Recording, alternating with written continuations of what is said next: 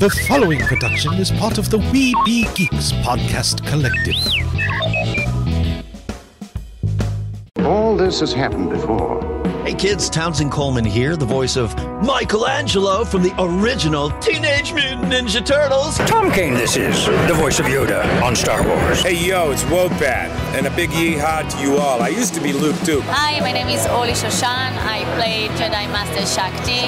Hi, Butch Patrick here, Eddie Munster. Hi, this is Jim. Hi, this is Bill Farmer. You're listening to the Neverland podcast. Welcome to Neverland, to Disney and beyond. And it will all happen again. And now your head lost boy, the Spider-Pan. Walk on the eyes at each pan. Jeremy. Hooray for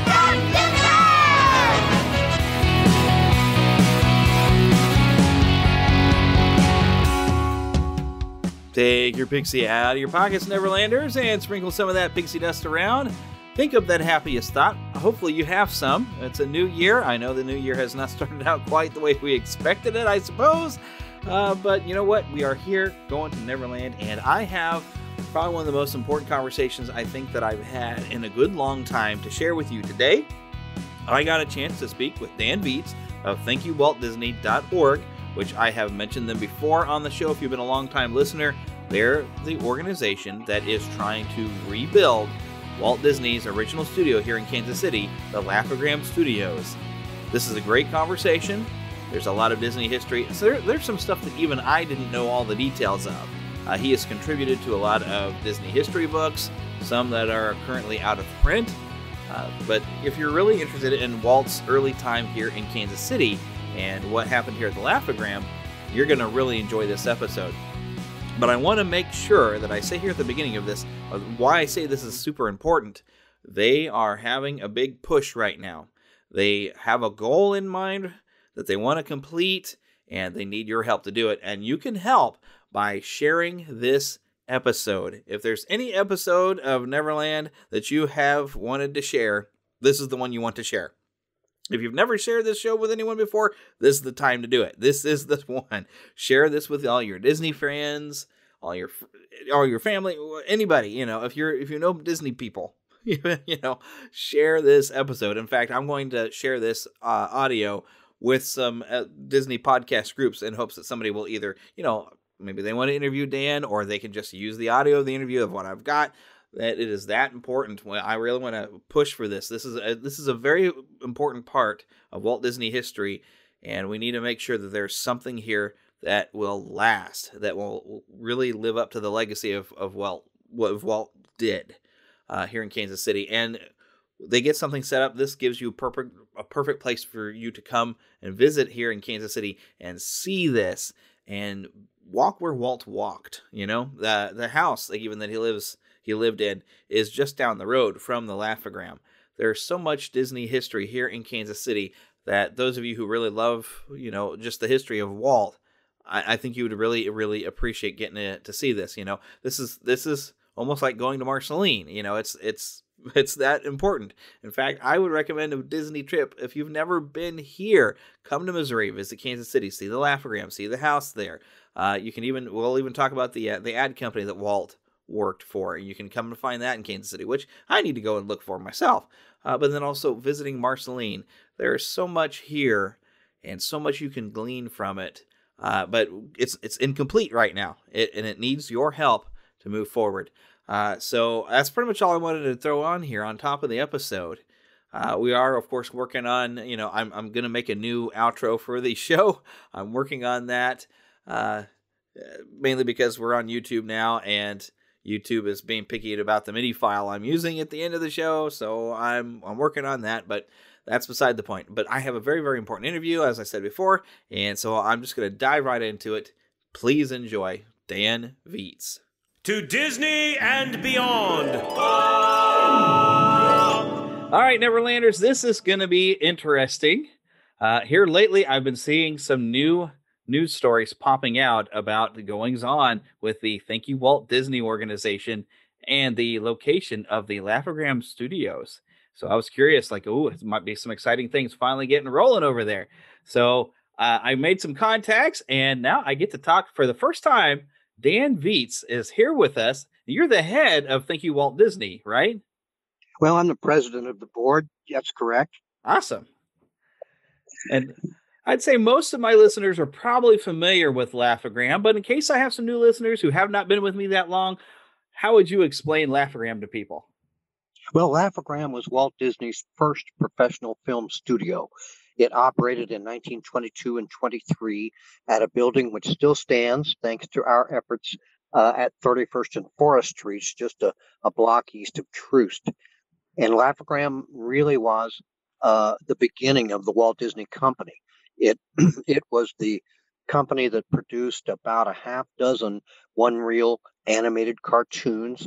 They also produced some live-action films. The last production at Laugh-O-Gram was essentially the pilot episode of the Alice comedies, and those were Walt's first series that he produced in Hollywood. But the beginnings of the Walt Disney Company clearly are at the building on 31st and Forest Streets. Oh, yes. And the fun part is it's just like a few blocks away from the house on Bellefontaine where he grew up the second half of his life. That's right. Yeah, a lot of folks know that Walt spent time growing up in Marceline, Missouri, and those were very important years, and they had a big impact on him. But in fact, he spent a little over 5 years in Marceline. He spent over 10 years in Kansas City, and the Kansas City period is at least equally important. Yep. And even after he went into World War I driving the ambulance, he came back to Kansas City when he started working. That's exactly right. Yeah. Yes, Kansas City is where his home was, where his friends were, and he clearly considered Kansas City his home. He and his brother Walt both, in fact, his brother Roy, both came back to Kansas City when they got out of the service after World War I. Roy was in the Navy, and Walt was in the Red Cross, like Ernest Hemingway. He drove an ambulance. In Walt's case, immediately after the war ended. So he didn't spend any time in the foxholes and the trenches. He actually had a pretty good time in France. He was there for about 9 months and then returned to Kansas City. Which is very fortunate because if something would have happened to him in World War I, there's so much stuff we would have missed out on. Yeah. He was young, and like a lot of young men, he just couldn't wait to get into the war, and he had no real idea what that war experience was like. Yeah. And we are lucky he didn't actually see action over there. We might have lost him, and the world might be a very different place. On the other hand, it was during those 9 months he picked up the addiction to nicotine, which wound up killing him at the relatively young age of 66. And that's a tragedy. That's a shame. Yeah. My goodness. And the thing about the Laugh-O-Gram is not only Walt Disney, but you got some great animators who Walt worked with. I mean, first and foremost, of course, Ub Iwerks. Yes. But when you think of Hugh Harmon and Rudolph Ising, there were some great animators that, I mean, we're almost the birthplace of animation right here in Kansas City, thanks to Laugh-O-Gram. The birthplace of Hollywood animation. Right, I would agree with that statement. Yes, there was animation being created from the time film began. Animation was always part of film. So the earliest animated cartoons are from the 1890s, and Walt saw those films in theaters, and he was fascinated by them. But he didn't invent animation. A lot of people seem to think he invented the medium, but he refined it, and he took it to new heights without question. So when he was working in Kansas City, the cartoons he made there, of course, were black and white, silent cartoons, but they were of a quality and on a par with the best cartoons being made at that time. They were all coming out of New York and New Jersey. When Walt left Kansas City to go to Hollywood, he was the very first animator to work in Hollywood.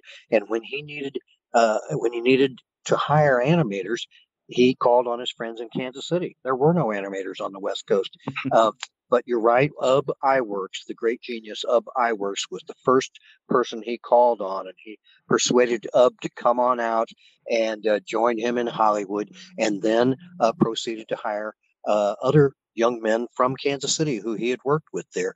As you mentioned, Hugh Harmon and Rudy Ising, and part of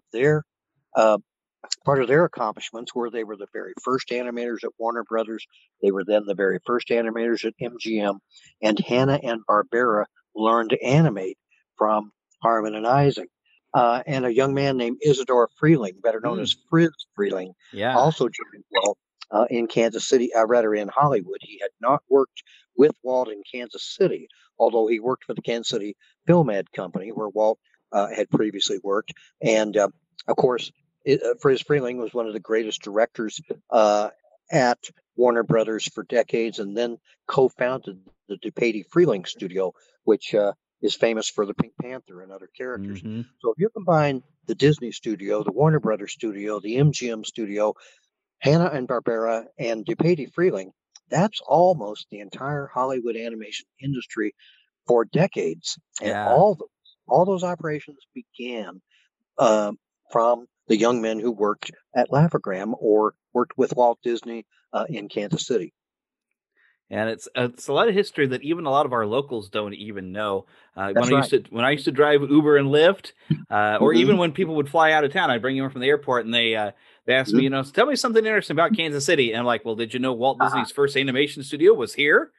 That's right. And people were like, wait, what? And so locals didn't know, and I had fun telling people. Now I have heard the old company there I always forget the name of it. You just mentioned it, but apparently that location is still somewhere in Kansas City, and it's got a marker on it.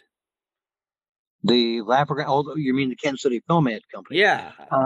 Yes, there's a marker over at 1015 Central Street where the Kansas City Slide Company operated.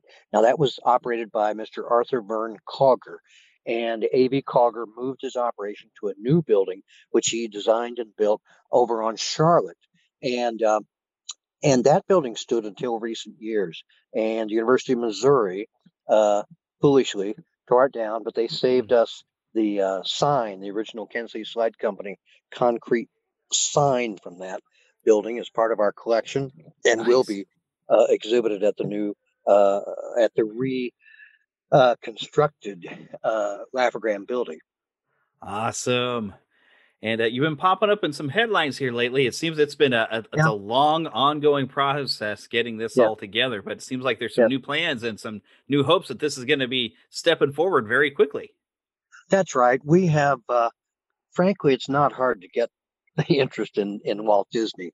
And we've had this building now for over 20 years. And some people, I think, figured we just were never going to get it off the ground. Well, what we have accomplished is to save that building. It was scheduled for demolition. It would have been destroyed if we hadn't stepped in and bought it and begged the city to back off. And with the help of the Walt and Lily Disney Foundation, in other words, Walt's family foundation, helped us with a matching grant. We were able to stabilize that building. We were able to satisfy the city that it was no longer a dangerous building. And so that's our major accomplishment. Now, what we hope to accomplish is to restore that building to its original appearance back in 1922. It was a brand new building then, and the famous Kansas City architect Nell Peters designed that building. So it's noteworthy for those connections as well as the Disney connections. And it was actually fun. In my previous episode, I guess it's a couple episodes ago, when I was speaking with Will Ryan and Katie Lee again, Will Ryan, actually the first thing when I got on there, asked me, hey, is Walt Disney Studio still standing? Because he had heard something about the demolition, but didn't realize that you guys had saved it. So I sent him some video I shot out there at the studio. Good. It's really neat. You've got like murals from all these different cartoonists that are all over the walls. It's really a sight. It's kind of cool. That's true, and they're getting a little faded. We need to replace those. They were never intended to be permanent. But you're right. Several Kansas City area artists donated their support. What we're really doing by generating more publicity in recent weeks is to lay the foundation for a capital campaign. We need to ask people for money. That's all it comes down to. If we don't raise the money, this building won't be saved. Now, everybody says, well, is the Walt Disney Company helping? And I always say they are. They haven't sued us yet. That's a big help. When you think about it, the name Walt Disney is clearly the single greatest asset the Walt Disney Company has. When we started our little group and we incorporated the name Thank You, Walt Disney, we were very concerned that we might get a cease and desist. But in fact, the Disney Company has been very cordial, and I've corresponded with them in recent weeks, and they've been very apologetic that they can't, give us more financial support But eventually they probably will. And they followed this pattern with other projects like the Walt Disney Symphony Hall in downtown Los Angeles and, various other projects. Yeah. I think the company, I know that the company, at least in a sense, is supportive of what we're doing. But we need to raise money in Missouri and Kansas in order to demonstrate that the project really has support. Yeah. So I want to urge people to go to our website, thankyouwaltdisney.org. Thankyouwaltdisney.org. And that's the easiest way to donate, the easiest way to join up, sign up for our mailing list, and become a part of this project. Yeah, because unfortunately this year we didn't have any conventions for y'all to be at, because I usually go through and I buy my raffle tickets trying to win some big prizes from y'all, and so far it hasn't worked. Thank you. Thank you for doing that. No, we're still hopeful that there may be a Comic-Con in April, but that's unknown. No one knows. It's been a wild year. Yes, it has. We'll remember this year. Oh yeah, I'll definitely remember, because this is the first time in a long time I didn't get to make my trek up to Marceline for Toonfest. Oh yeah, I do that every year. So many things have been put off this year, but we'll recover. We'll recover. We'll recover. This is not the worst thing that's ever happened in human history. That's actually something here with Christmas time. We're kind of worried, like, well, Christmas is going to be different this year. I love old radio shows. And listen to old Christmas shows from like World War II, thinking, well, here's people going and they're celebrating Christmas amongst a world war. That's right. I mean, my goodness, I can't imagine that. So I'm like, we're complaining about a virus. Like, okay, you know what? Let's go. I can handle some Christmas this year. You probably know that the Army marched into the Walt Disney Studios and took it over just after Pearl Harbor. So you're absolutely right. I mean, this is something that's it's tragic, but we've adapted and we will overcome this virus and things will go back to normal. But it's been very disruptive this year. Yeah. And see, that's something where we can learn from Walt is, he has his studio taken over. He finds a way to keep going. Mm-hmm. He always found a way. There's so many lessons from his life to be learned, and that's right. I think he was actually proud to be able to help with the war effort. Yeah. And of course, the studio's production during World War II was largely educational films that were supportive of the war effort. Animation turned out to be a great tool for training. You can show people things in animation that you really can't show them in live action. So it's a very effective educational tool. And Disney was clearly proud to be able to help the war effort. And thank goodness we don't have to deal with something like that. Yeah. And, he might have helped really for us to win the war when you see, and anybody who hasn't seen this, track it down, Victory Through Air Power.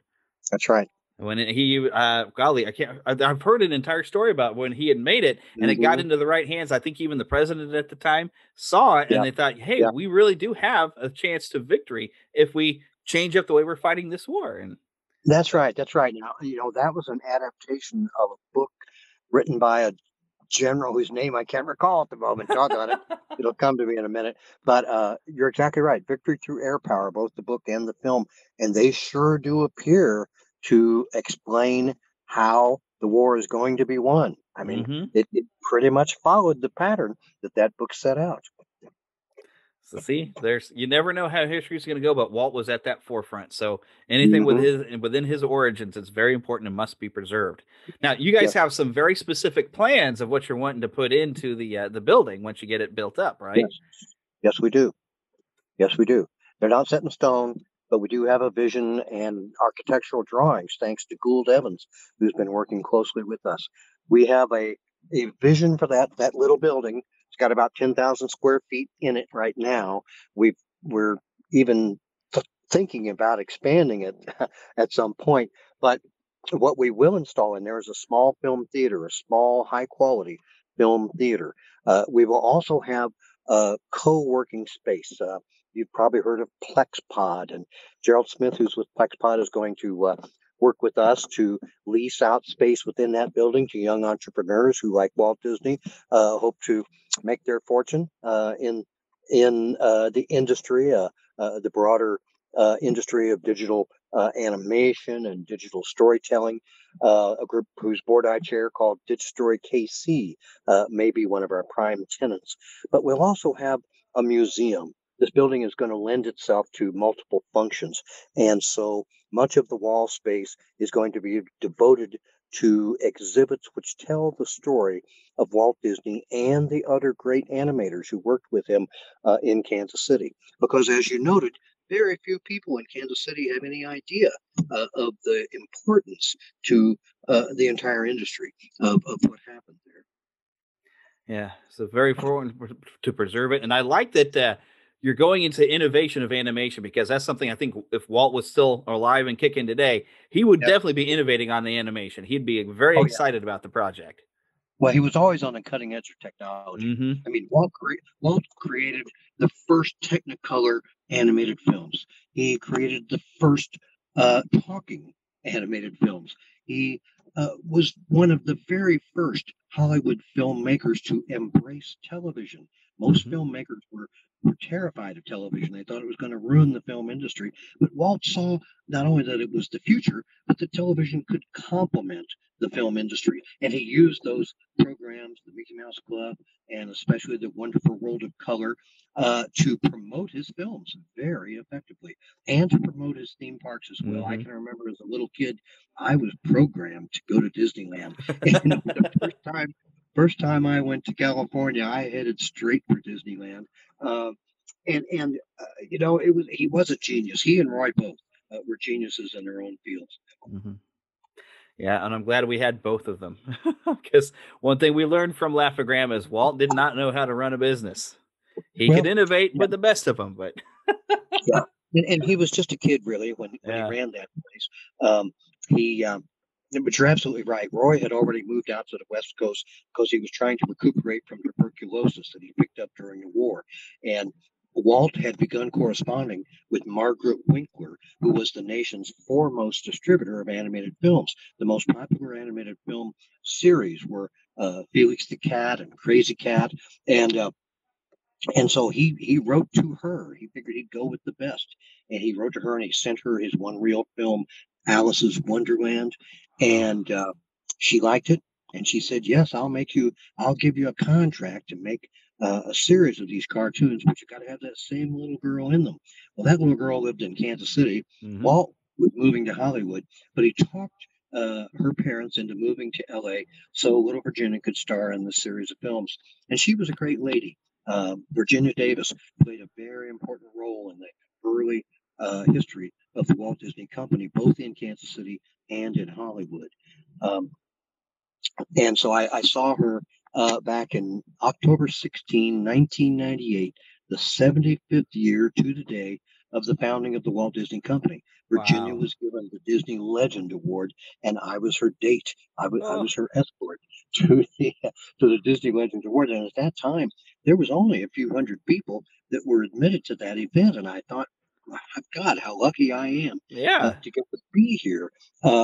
And it was an incredible day because I got to shake hands with and talk to Haley Mills, her father, John Mills from Swiss Family Robinson, Kurt Russell, Dick Van Dyke, just on and on, Glynis Johns, just on and on and on. These incredible Disney heroes, Fess Parker, and then my ultimate thrill, I got to meet Annette Funicello. So it was an amazing day. It was truly an amazing day. And now Virginia's signature and handprints are set in concrete at the Disney Legends Plaza, which is right outside the Seven Dwarfs building on the Burbank Studio lot. Wow. So during this event, was your jaw just on the floor the entire time? It sounds like we're losing our audio a little bit, but I figure your jaw had to have been just on the floor through that entire event. Yes, it was awesome. It was awesome. I was in heaven. No doubt about it. No doubt about it. A red letter day. I also got to spend, another one of my red letter Disney days is I developed an acquaintance with the lady who was the voice of Snow White, Andrea Casalati. Wow. And visited her home one evening.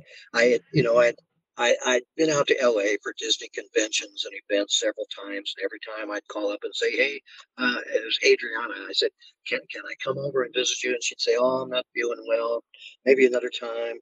Finally, I call up one day, and it's like the next my next to last day in Los Angeles. But I call up, I get the answering machine. I say, "Oh, Adriana, can I come visit you, please? Can I come see you this evening?"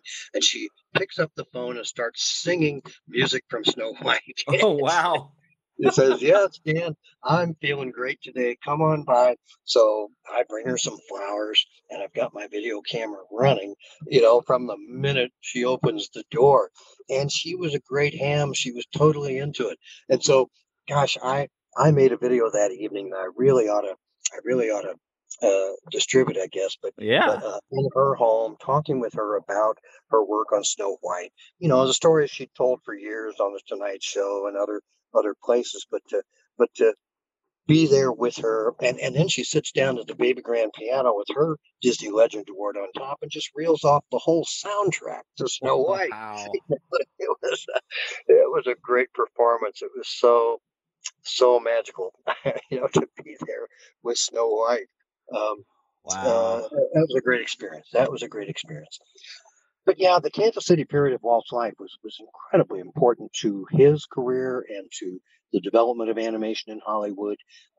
It was a relatively short period of time, but Walt really did set the pattern for his whole career there. The short cartoons he made were loosely based on classic fairy tales and children's stories. And of course, that's what he did for the rest of his life. He also made live action films there, and some people forget that Walt made some of the greatest live action films ever created. Some of my favorites, Swiss Family Robinson, Treasure Island, of course, Mary Poppins, which was a combination of live action and animation. But I'll tell you, one of the films that's largely forgotten and really needs to be remembered is Darby O'Gill and the Little People, which was Sean Connery's first starring role.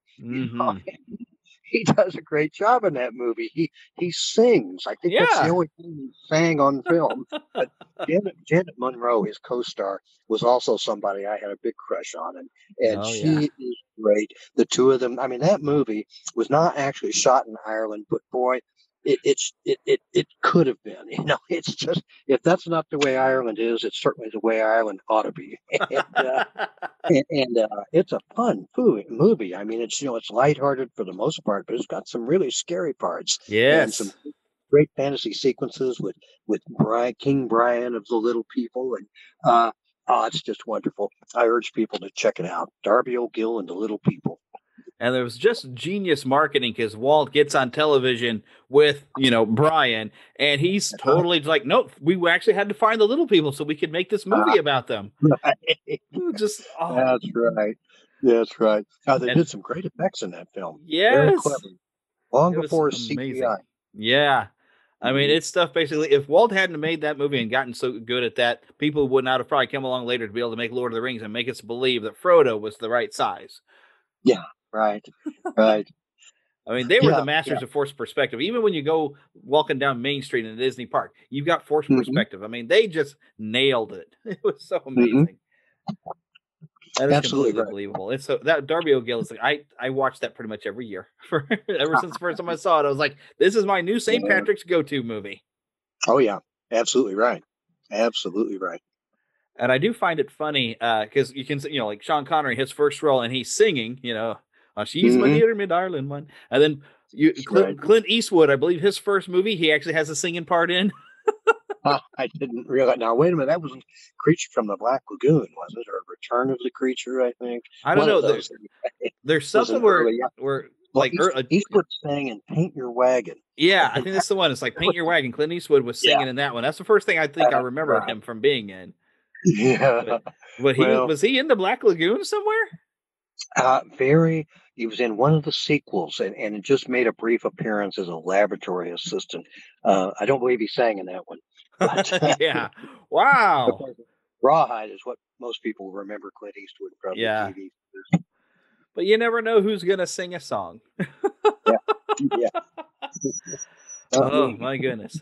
Well, I have been excited for the potential of what this could be ever since I first heard about the Laugh-O-Gram being there and hearing that you guys were up in the efforts.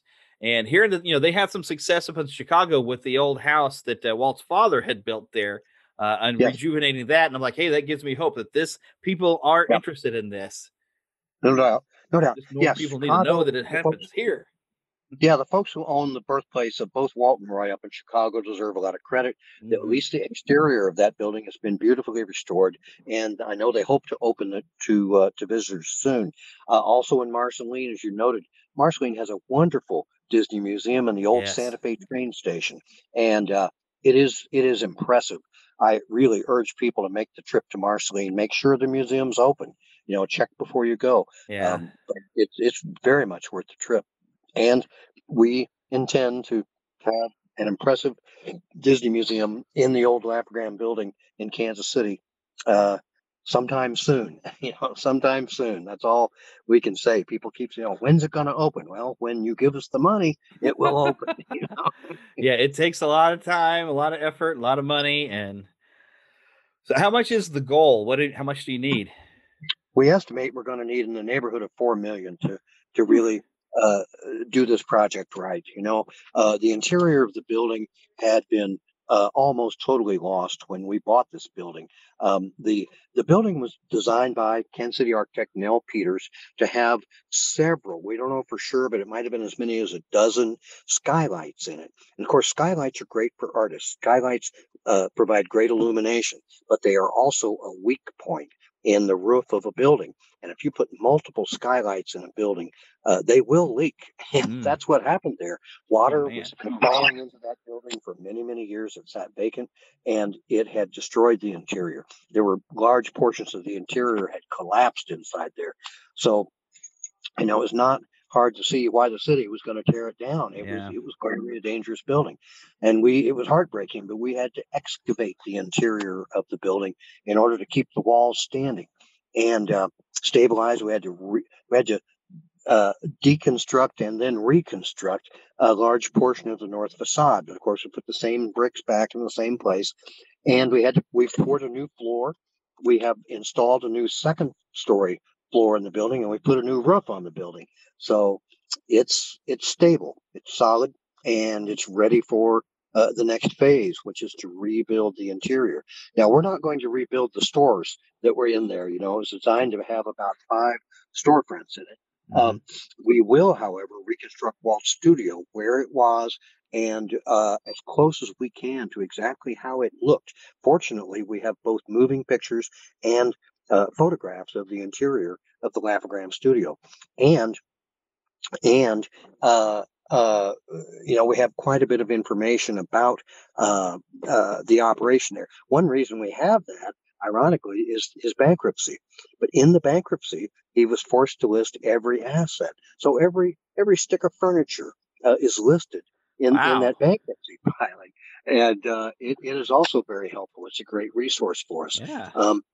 So it will not be difficult to rebuild the Disney studio just as it appeared. One of the greatest stories about this building is that Walt gave up his apartment not long after he rented this space in the Laugh-O-Gram building. He decided he didn't need an apartment anymore. He could just live in a studio. And so he said he slept on a pile of canvas. I don't even know why they had canvas there. They weren't painting on canvases, but he said he slept on a pile of canvas in the studio. And at night, the mice would come out and they would take the crumbs out of a wire waste basket. His employees, ate their lunches there, threw the remains into the trash. And he said he would watch these mice come out and take the crumbs out of the waste basket. He said he began to put food out for the mice and try to lure them closer to him. He said one little mouse was braver than the others, and that little mouse actually became his pet. And that mouse played on his drawing board and lived in a drawer of his desk. And when he left Kansas City, he was very concerned about that mouse's welfare. And so he took that mouse out to the country. I suspect it might have been Swope Park, but he wanted to take him away from the cat who lived downstairs mainly and make sure he was safe. And so, that mouse, of course, became the inspiration 5 years later for the world's most famous fictional character. There's just a direct connection between the Laugh-O-Gram studio and Walt Disney and and the creation of Mickey. And Walt told that story many, many times in published interviews.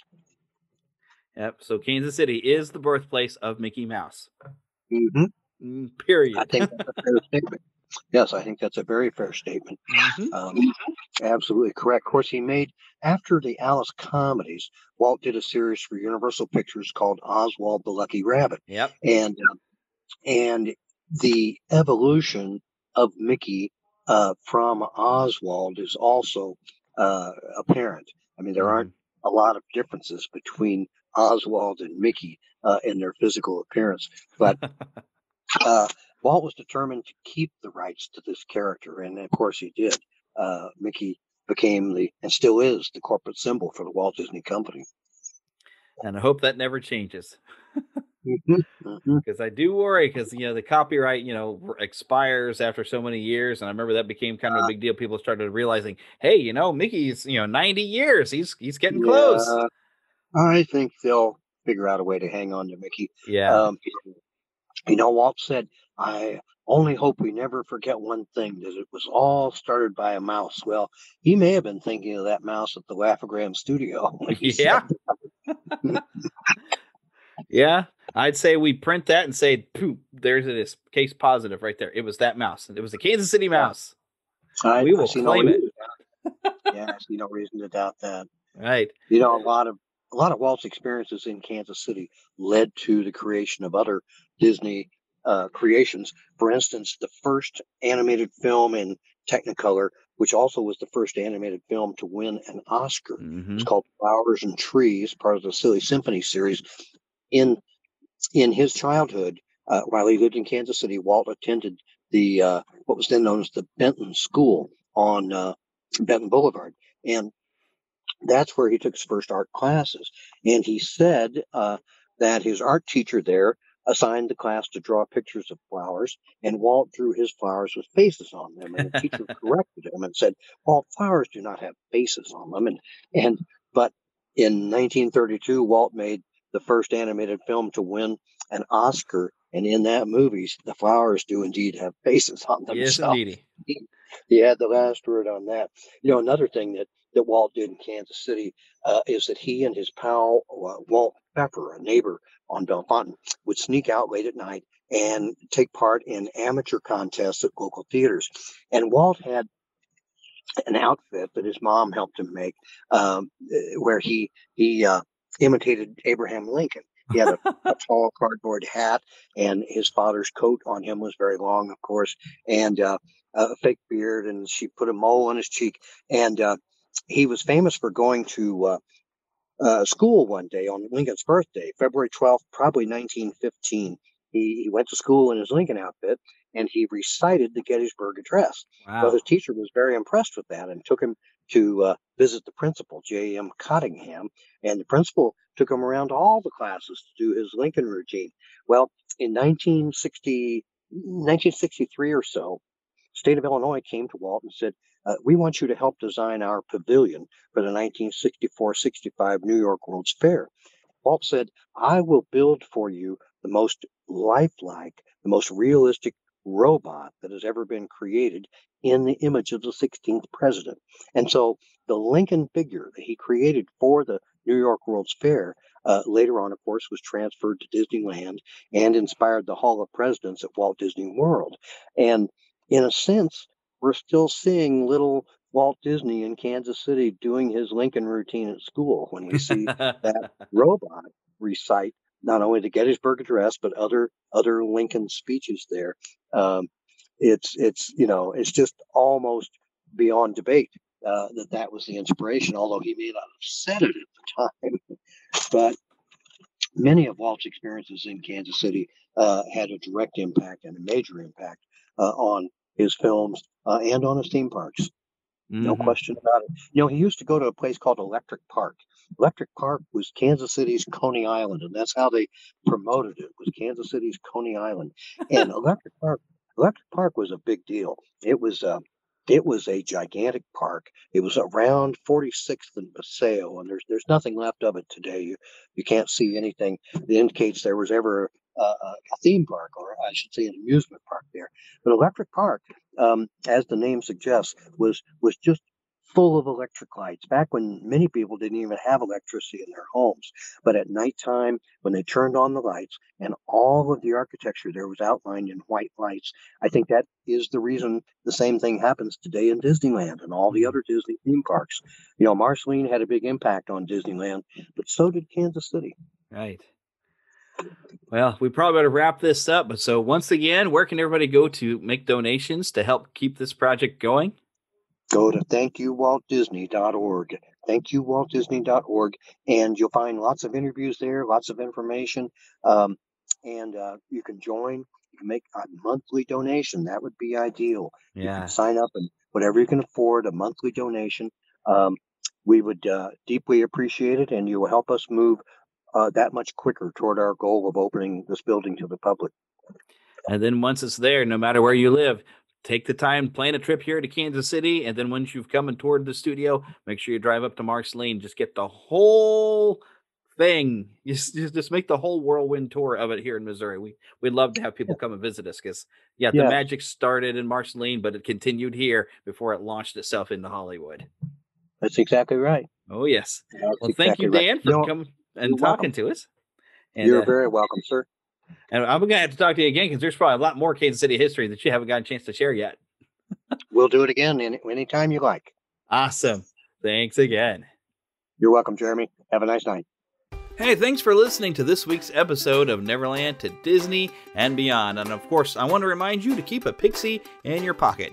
What do I mean by that? Well, that is that young at heart, positive thoughts that you're going to keep in your pocket and share it with other people. Pull out that pixie dust and share it. Make sure, of course, that you check our show notes right there in whatever app you're listening to. There's a way to find the show notes. Now, I don't know what app you're listening to, so I can't tell you the specifics, but go and check it out. Also, visit our website, neverlandpodcast.com. Make sure that you leave us a nice review on whatever you're listening to, be it Apple or Google or Stitcher or just about anywhere. Leave us a nice review, and we appreciate that. And also make sure you share the show with others because we like to bring other people into our community.